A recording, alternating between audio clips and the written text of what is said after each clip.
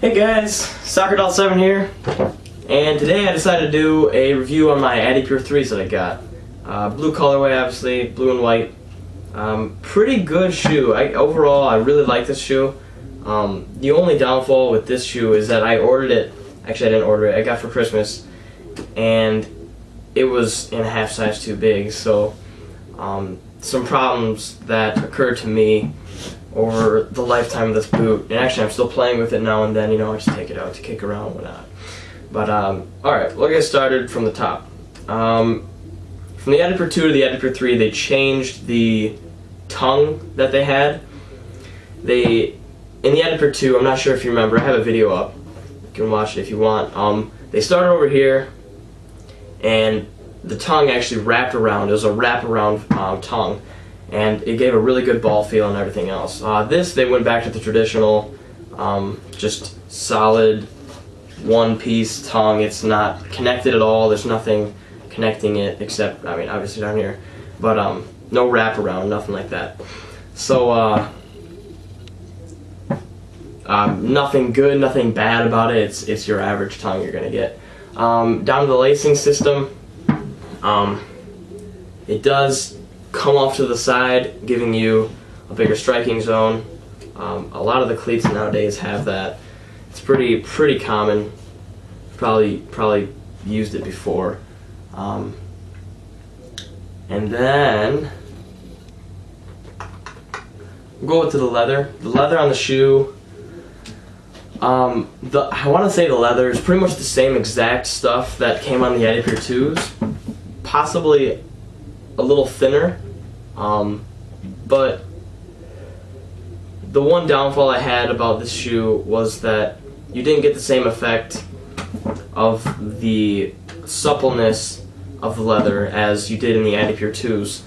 So, and the reason for that, I think, is that for one, you have on the inside of the cleat, outside, inside. On the inside of the cleat, you did have these three stripes, the Adidas stripes, and that kind of got in the way of the receiving zone for a pass, and it's just a plastic. Not really. It's not a leather. I don't know.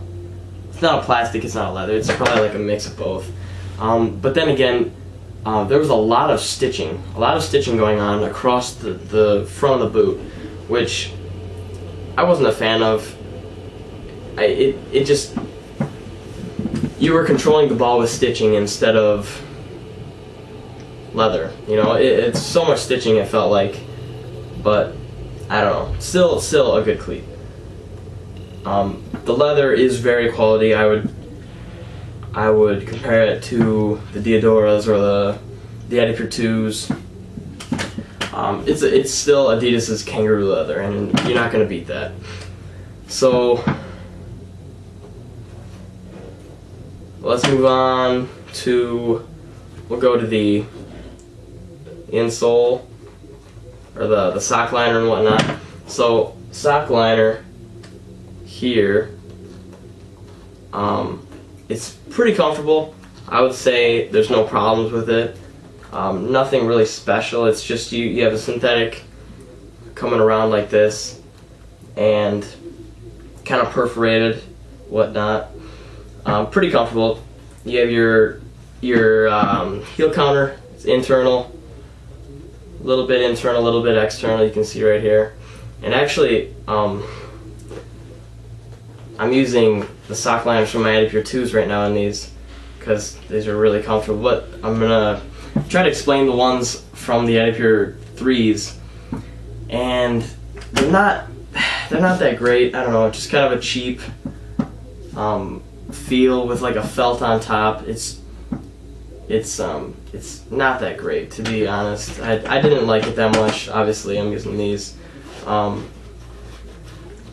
So we'll go to the bottom. You got your traction sole plate. Adidas used it on pretty much everything before F50s came out, and speed boots were the market practically. recently I think Adidas has changed to pretty much all sprint frame. They got the new Adipure 11s, or the new Adipure 11s. The Predator LZs just came out, and the Adi Zeros, the My Coach, they're all with the sprint frame, which I don't think I'm really a fan of. I can see Adidas having one speed boot and maybe other versions of speed boots, but I think the Predator needs to be a power boot, and the Adipure should be a traditional boot, such as. So I guess we'll go to the fit now. The fit on these, for me, obviously they were a little big. I would have gone a 9.5. I would have stuck to my original size, 9.5, because it feels, I don't know, it feels a little bulky to me. It feels kind of big on my foot. It was a medium to wide footing shoe, so it's kind of bulky. More of a midfielder's cleat that you're gonna use to distribute. You're gonna use to pass. Really not and maybe just a target man, a striker. If you're a forward, I would recommend it as well, because it does have it's a very solid and firm sole plate, and you're gonna get those shots, those powerful shots. Not much of the quick, slide it past the keeper or whatnot. More of a powerful, like a midfielder, long distance shooter. Yeah, so that's that. And then my problems with this cleat is, I'm not sure if you can see it or not. It's pretty bad on both of these shoes. This right here and this right here.